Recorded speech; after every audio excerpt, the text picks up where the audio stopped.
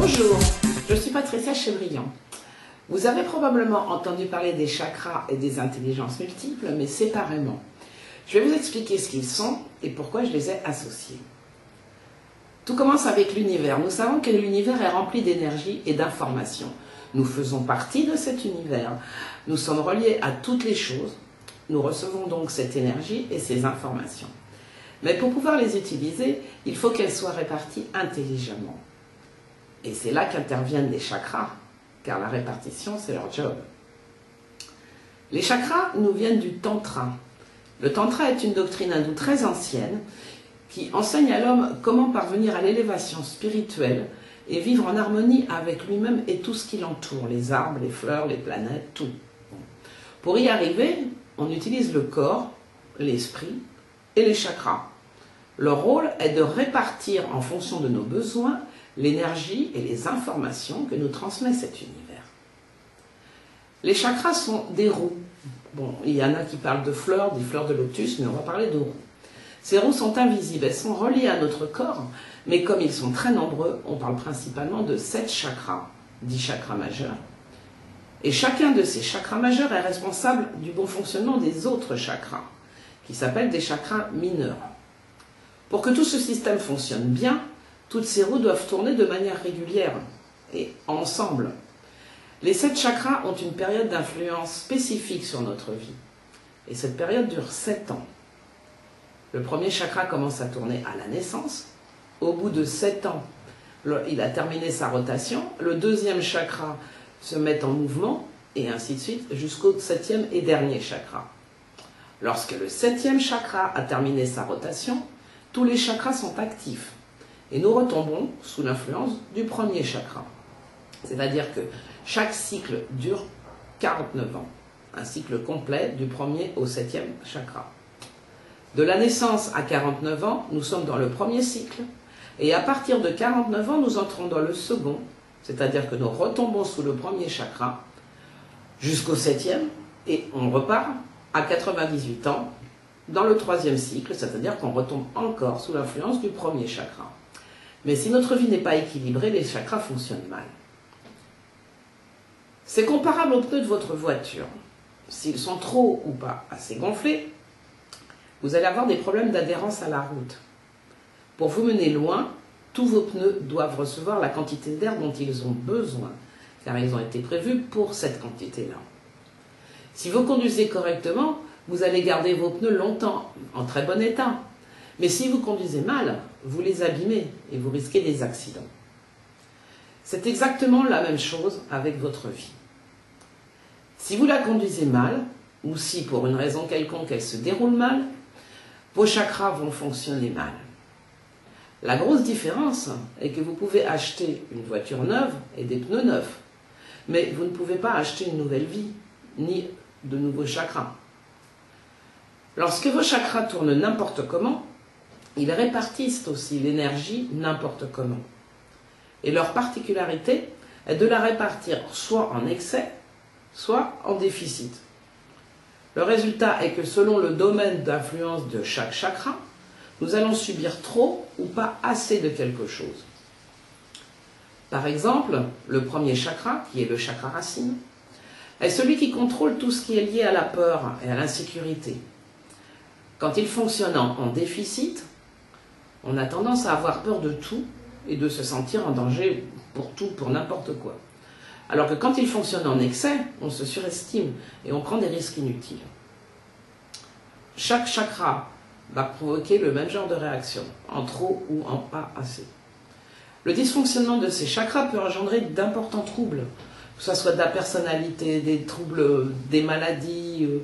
Donc c'est physique, c'est psychique, il y a beaucoup de problèmes quand ces chakras fonctionnent mal. Maintenant, vous pouvez essayer d'équilibrer vos chakras, mais c'est comme regonfler un pneu.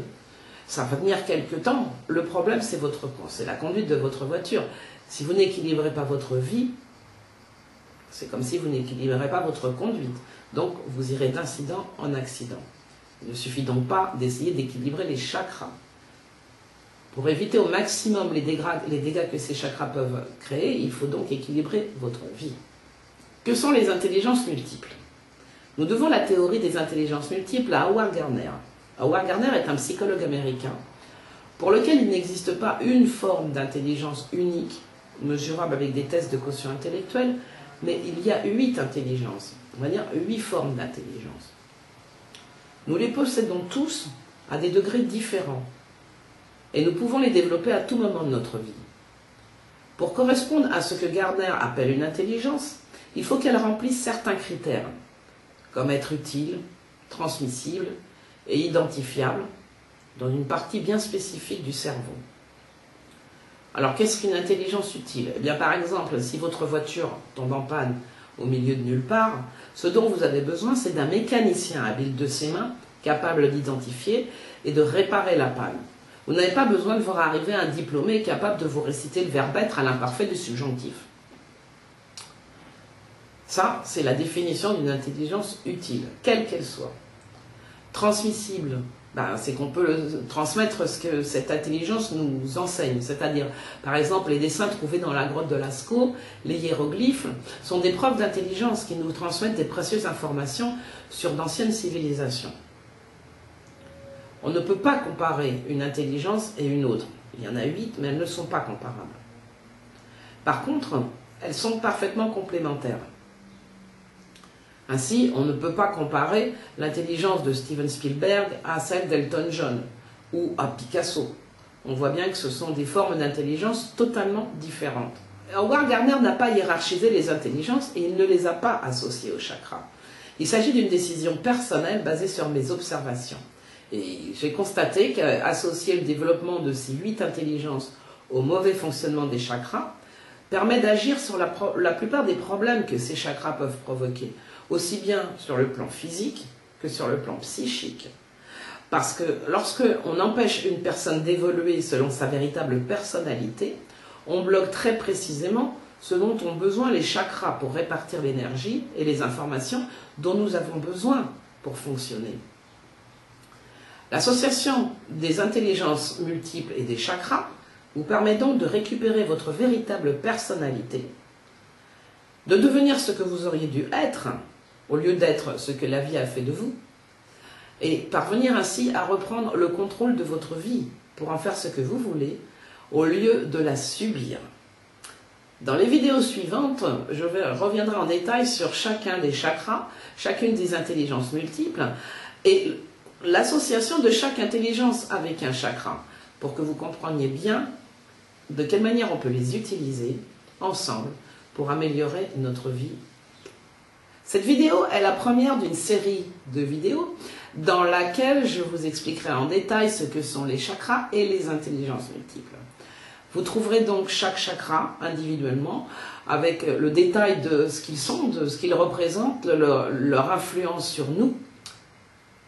Et pareil pour les intelligences multiples, donc je vais les prendre une par une et vous expliquer comment les identifier, comment savoir celles qui nous font défaut et comment les développer, comment travailler sur celles que nous possédons en quantité. Et je vous expliquerai aussi comment utiliser les intelligences multiples avec les chakras. Bon, je ne vais pas vous expliquer tout ça en détail, mais vous comprendrez le but et le bienfait que vous pouvez en retirer. Alors c'est à la portée de tout le monde, puisque nous possédons tous les 8 intelligences, nous avons tous les chakras. Bon, donc on peut travailler si on souhaite, puisque c'est une question individuelle, est-ce qu'on veut développer ça et améliorer notre vie ou pas? Mon livre « Chakras et intelligences multiples » est disponible sur Amazon. Donc, si vous voulez suivre la suite de mes vidéos, abonnez-vous à ma chaîne YouTube.